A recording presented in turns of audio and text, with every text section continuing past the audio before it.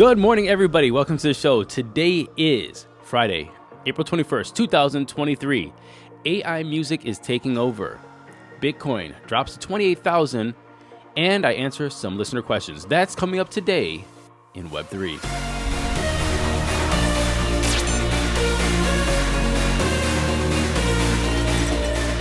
Welcome back. I hope everybody's doing well. It's Friday, so hope you have a great weekend, good weather from where you are.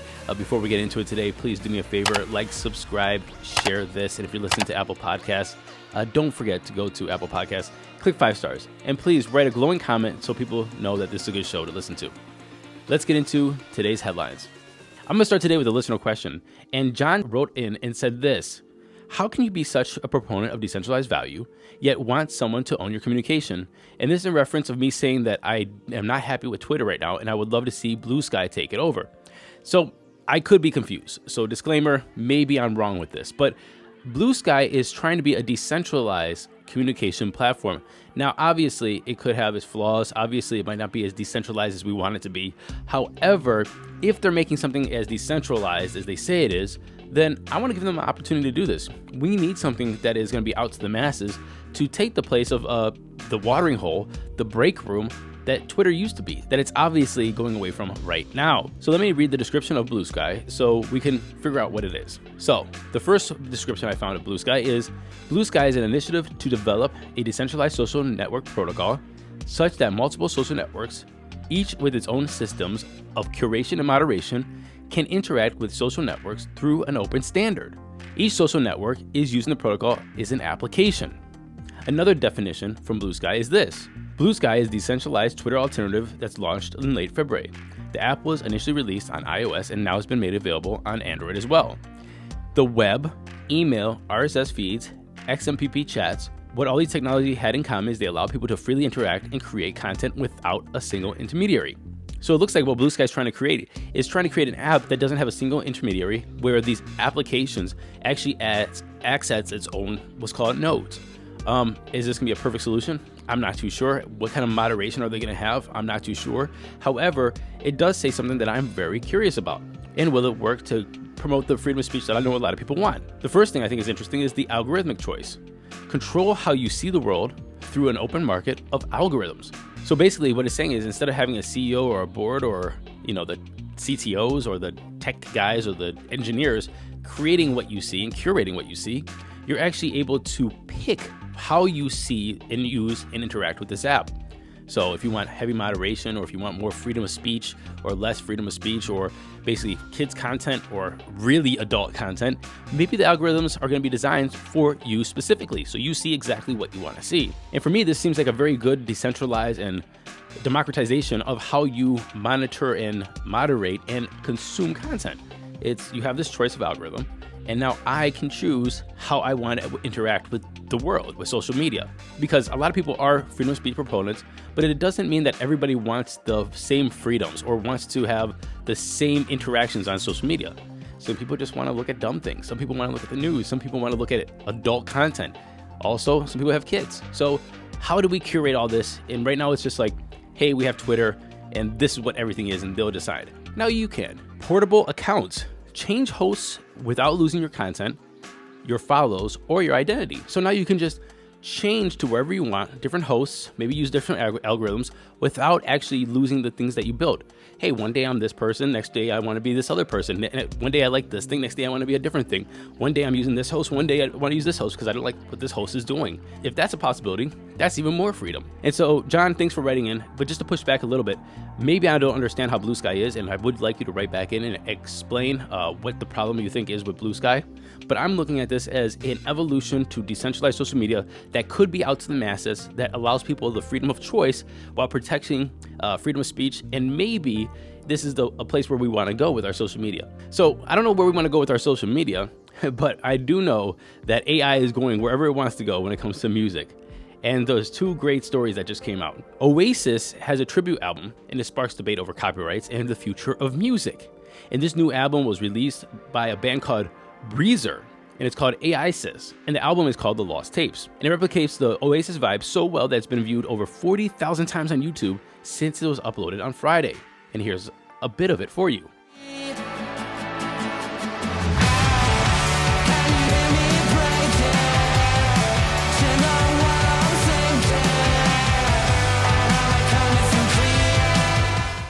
interesting thing here is they're not calling this Oasis. They're saying that this is a different band that's making a tribute to Oasis in the style of Oasis, but it's not Oasis.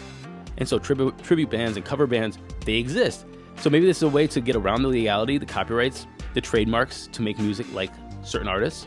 Kind of like what we heard yesterday with Drake and The Weeknd, as you're hearing here. These girls on my track, like Selena, baby, on my cheating, baby, However, AI is not stopping with music. F1 legend Michael Schumacher, his family threatens a lawsuit over a faked AI interview. And back in 2013, Michael Schumacher got into a skiing accident that gave him a brain injury. He was in a coma for a while, and most people haven't talked to him since then. Nobody actually knows how he's doing. And so this was like promoted as Michael Schumacher giving an interview, the first one since 2013. His family has been very protective of their privacy, his privacy, and this was a big violation in their eyes. And it was a big violation in the German Federal Supreme Court because their case law protects the right of personality, including the right of publicity. The right of personality covers privacy and publicity and aims to ensure human dignity and privacy. It prevents unauthorized commercial use of identity traits and requires permission to publish personal information. Just the fact that they made an AI interview with Michael Schumacher is obviously a violation of the German Supreme Court case law precedent. But what this does is this opens up a whole can of worms of, in my opinion, pretty cool ideas of collaborations. I personally like to see Mozart or Chopin collaborate with Hans Zimmer. I would love to see the Beatles and Elvis do a mixtape.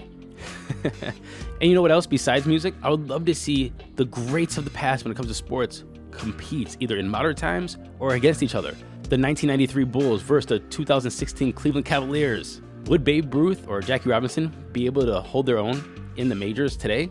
I mean, these are the questions that sports fans have been asking for a long time. And so can AI analyze the data, copy their style, and replicate their likeness, and then put these teams or these individuals in games in modern times, and it be accurate?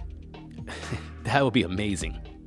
Moving to Texas, Texas House of Representatives passed a proof of reserve bill, and this bill would require crypto exchanges to maintain reserves in the amount sufficient to fulfill the obligations to its customers. And according to this bill, digital asset providers that serve more than 500 customers and have at least $10 million of customer funds would be required from commingling customer funds with any type of operational capital and using customer funds for any other transactions besides the original transaction deemed by the customer. And in addition to this, by the 90th day, an exchange will need to file a report about its outstanding liability to customers with the state banking department.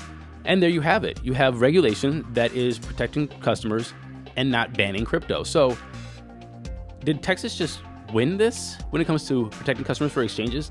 There has to be some more to it. I know that, but this is what you're supposed to be doing. But good job, Texas, in my opinion. Any questions or comment, leave a comment below or send an email to bookings@todayin.web3. Tether is minting another $1 billion on Ethereum. And according to the Tether CTO, the minting represents an inventory replenish, and it's an authorized but not issued transaction, meaning that this amount will be used as inventory for the next period of issuance, requests, and chain swaps. So Tether is not only increasing their market share, but also taking away from USDC. Tether does not have total dominance of the stablecoin market. It's sitting at currently 44.45% of the Ethereum stablecoin supply. The next is USDC with around 36.1%. And well, the second highest is BUSD with 8.1%. Now, let's get into those crypto prices. Here comes the money. Here we go. Money talk. And the time is 9:44 a.m. Eastern Daylight Saving Times. We have Bitcoin sitting at $28,281. It's down 1.8% in 24.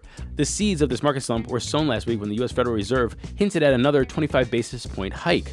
And with that, there's been a decline in gold and Bitcoin prices. And when that happened, we had liquidations of longs. Over the past 24 hours, over $158 million of derivative contracts were liquidated, and 80% were long. That brings the total liquidations to this week of being around $400 million. Moving on with the prices. Ethereum's at $1,921, down 2.5%. Tether's number 3. Binance is at $328, up 0.7%. And USDC is number 5. Rounding off the top 10, we have XRP, Cardano, Doge, Matic, and Solana. The total market cap is at $1.19 trillion, a BTC dominance of 45.9, and an ETH dominance of 19.4. And that was our show today. Tomorrow we'll be back with a great interview about the future of AI. And until tomorrow, happy hodling, everyone. Hey everyone, the bull run is coming. It's coming quick. And you need to be up to date on everything that's happening in the Web3 space. So please follow us on Twitter and like, subscribe, share these videos so we can keep you up to date daily on Web3 news.